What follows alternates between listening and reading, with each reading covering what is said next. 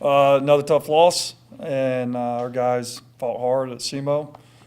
Really good team that we played, physical team, very well coached team at SEMO. Those guys do it a lot like we want to do it. Physical run game, physical defense, physical coverage, great special teams. They really showed us the blueprint on Saturday of what we need to work towards looking like. Our guys fought hard.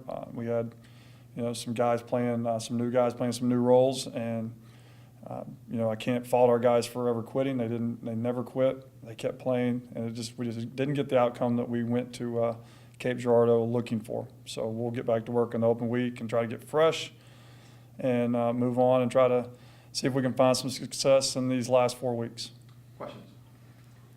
Coach, you talk about your process a lot, your team's process, and how, things stay the same every week, but delve a little bit into what goes on during a week off. Obviously some of it's going to be the same, but right. End of the week, Well, the process, as far as the grind and game prep and all that stuff, will not be as prevalent in an open week. Open week's more peel the layers back. Let's take a look at ourselves as coaches. Let's take a look at ourselves as players.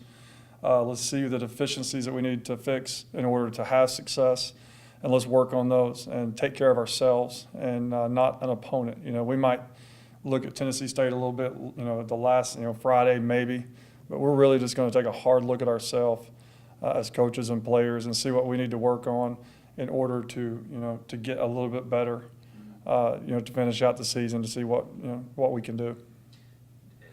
You may not know it right now, but do you have any idea of where that starts? It's just, there's a list of techniques, offensive line techniques, step with your right foot this way, shoot your hands this way. Tight ends, understanding leverages on routes, different angles, coming out in different angles.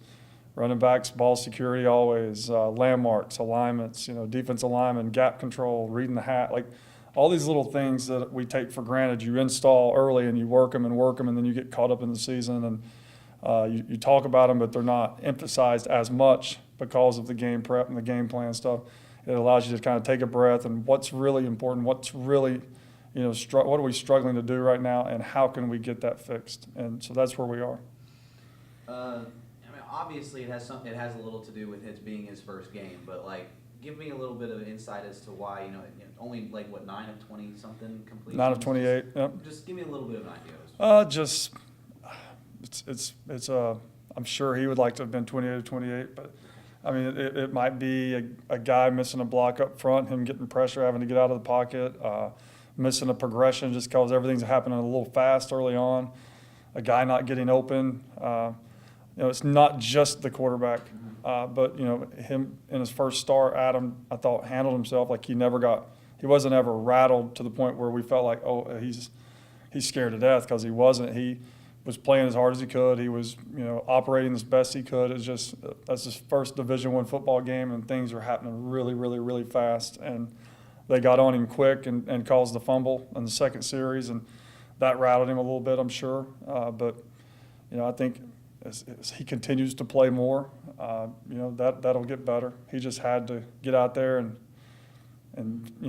take his robe off and jump in the pool and see what happens. So he's got at least now a baseline to work on to see what he needs to do to improve. I guess the only other question I would have about that before, and I'll move on, but when he was just coming in every now and again, he was more of a rush type option. Is that is he still a rushing style quarterback? He's a quarterback. He's not Tim Tebow, but his size and athleticism allows him to run the ball more than drop back, just a pure drop back pass. Like Andre we would never go into a game with quarterback runs designed for Andre. He's more with his arm. And so Adam, though, being with him and Luke being the only two active quarterbacks, we wanted to be careful. We ran him the first play to get him hit, to get him in the game. But we didn't want to run him, and next time we look up, we don't have a quarterback, period, because Luke's a little banged up as well. Right. And so we had to be very careful when we let him run. He scrambled and made some plays, created some plays with his legs a couple times, but I'm sure he'll look back on that game 3 years from now and probably will not want to watch it, but he's going to grow from that game. We are not down on him at all. I think his upside. People sometimes get to college and they've been coached up, all these gurus, and come from these elite programs, high school programs, and they've reached their ceiling. he's not even close to reaching his ceiling. And he's got some phenomenal physical skills that, each day he's going to work and get better and better and better. And, his best is yet to come. Mm-hmm. And, I mean, I know it's going to sound like, we talk about the same stuff every week, but, you talk about the positive attitude around the locker room, positive attitude around the team, even though you guys are 0-6, 0-7. Is the outlook still positive? Are people still, upbeat? It wasn't post-game at all. It was not at all. And I think that's a result of we lost our third game where we give up 13 first downs and we lost the game. We gave up 12 first downs the game before that. We lost the game. We gave up 11 first downs to Eastern Kentucky and made them punt 9 times and we lost the game. I think there was a lot of frustration after the game, and a lot of it was me. Like, I was frustrated. So I'll meet with our kids for the first time today. I gave them a couple days off for fall break, and this being our open week.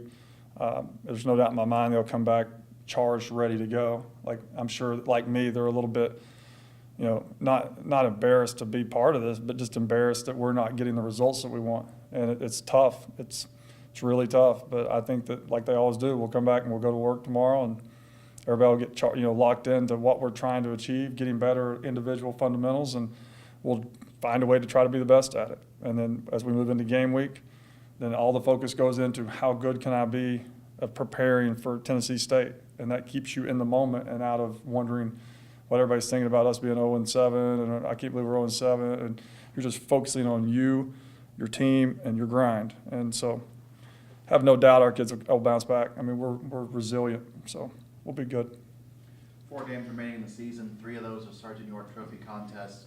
Do you feel like those are games that the team can help build towards next season? Definitely, and this is a good stopping point, for an open week to have a 4-week schedule coming up, and 3 of the 4, with in-state opponents, and it gives you something to play for. Our ultimate goal is not to win the York Trophy, but at least now where we've positioned ourselves, that is a goal that we can attain. If that it's going to be tough, but it's out there. We control our own destiny as far as the York Trophy and winning the state championship. So at least that gives us something, And but 4 quality opponents, and anytime that if we can just have some success, whether it's a win or not, but have some success and start doing things a little bit better on both sides of the ball, that carries off into the off season and moving forward. So we've got to use this week and then these next 4 weeks to catapult us to the level, to position us, to a spot where we have a chance to win the conference championship. And we know that's not going to be this year, but we've got to position ourselves to make a run at it next year. Any other questions? Thank you, Coach. Thanks. Thank you, guys.